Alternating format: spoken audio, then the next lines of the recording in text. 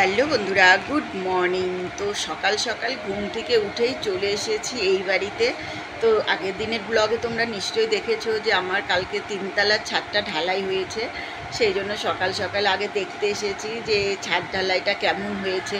তো দেখার একটা আগ্রহ থাকে না যে ছাদ ঢালাইটা যে হলো কেমন হলো, ফিনিশিংটা কেমন এসেছে। তো মোটা মানে কি হয়েছে বলো তো, পিছনের দিকটাতে না এই যে কয়েকটা পায়ের ছাপ উঠে গেছে, তো ওটা গাড্ডা গাড্ডা হয়ে গেছে, ওটা একটু ভালো করে দেখছিলাম। তো মিস্ত্রিরা বলল কিছু হবে না, তোমার তোমার এখন যে ঘোলাটা মারবে না, ওই ঘোলাটা মারলেই ঠিক হয়ে যাবে, মিস্ত্রিরা তাই বলল।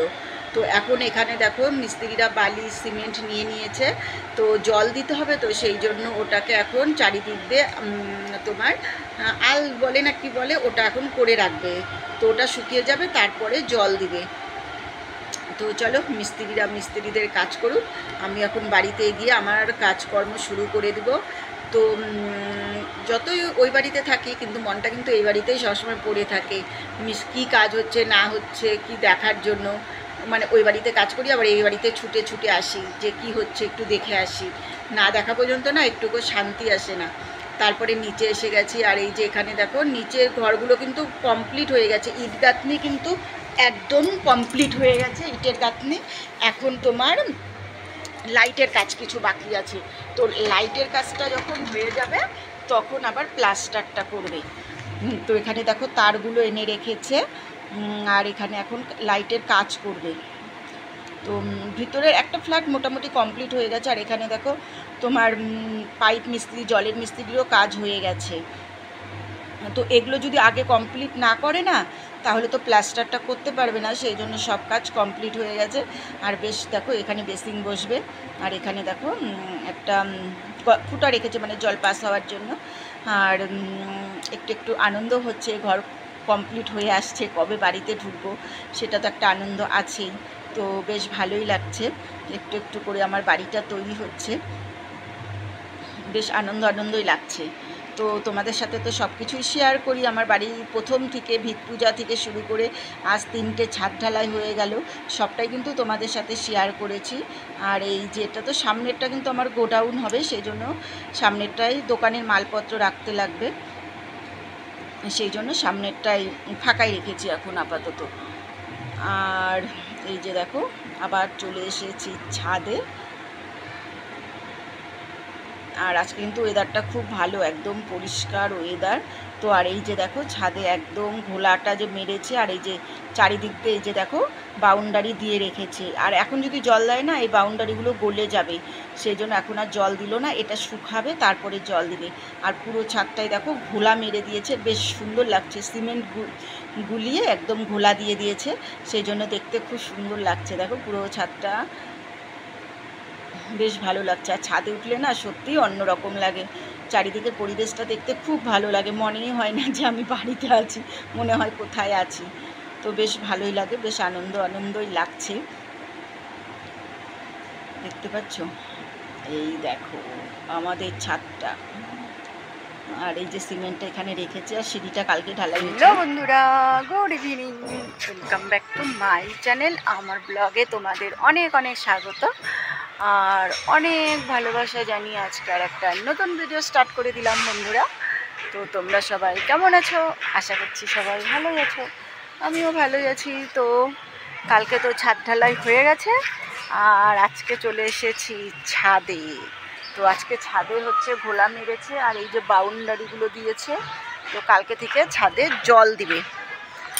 তো দুপুরে রান্নাবাড়ি খাওয়া দাওয়ার কিছুই তোমাদের সাথে শেয়ার করিনি, তো মনে হচ্ছিলো ছাদে আসি, তো নিচে লাইটেরও কাজ হচ্ছে, তো ওটাই দেখার জন্য আসলাম। তো ছাদে উঠে বেশ ভালো লাগছে, সুন্দর ওর হাওয়া দিয়েছে, আর বেশ টাইমটা কাটাতে বেশ ভালোই লাগছে, সেই জন্য ভাবলাম চলো তোমাদের সাথে এখান থেকে ব্লগটা স্টার্ট করি। আর কালকে জল দেবে, আজকে এগুলো সব ঘোলা মেরেছে, তো কালকে জল দেবে। আর এই যে রডটা বের করে রেখেছে, আর একটা এটা 3তলা ছাদ, আর একটা ছাদ হবে 4তলা, 4টা। তো চলো তোমাদের নিচে গিয়ে দেখাই যে নিচে কী কী কাজ হচ্ছে, চলো তোমাদেরকে দেখাই। বেশ ভালো লাগছে ছাদে এসে। আর মাম্মামের ম্যাম এসেছে, মাম্মাম পড়ছে। মাম্মাম স্কুলে গিয়েছিল, স্কুলে থেকে এসে খাওয়া দাওয়া করে মাম্মাম পড়তে বসেছে। তো চলো নিচে যাই। যে সিঁড়িটা দেখো, কাঠগুলো এখনো খোলেনি, কালকে জল দিবে এগুলোতে।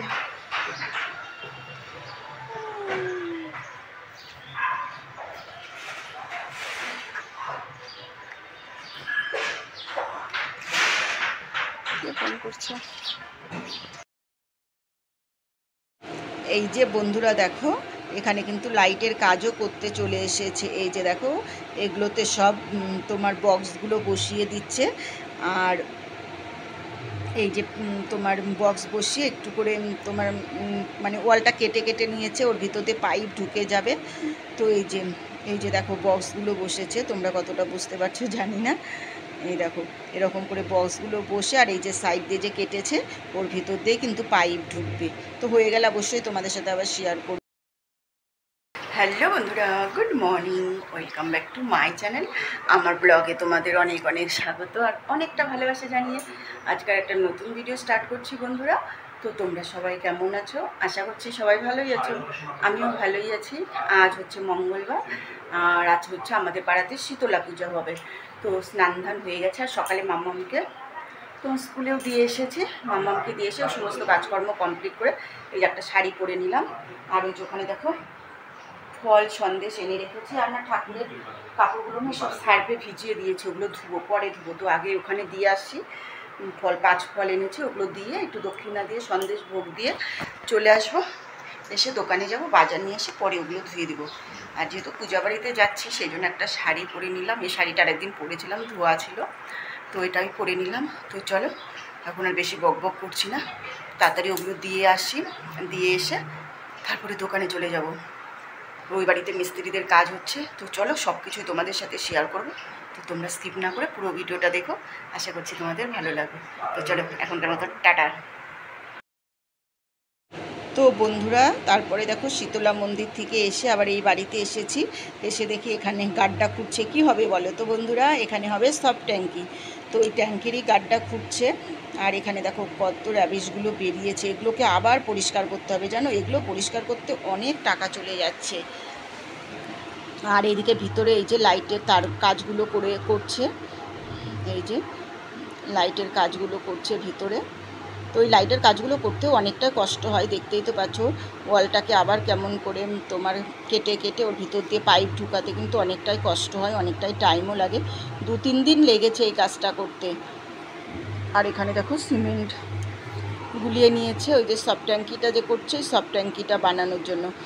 আর এখানকার ধরো ওই যে এটা গোডাউনের যে একটা মানে র্যাক বসিয়েছে, ওই র্যাকের উপর দিয়ে এখন আবার ঢালাই হচ্ছে, কারণ এই র্যাকটাতে মালপত্র রাখার জন্য।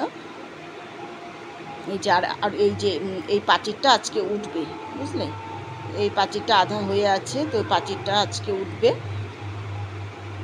তো সামনের কাজটা অনেকটাই বাকি পড়ে আছে।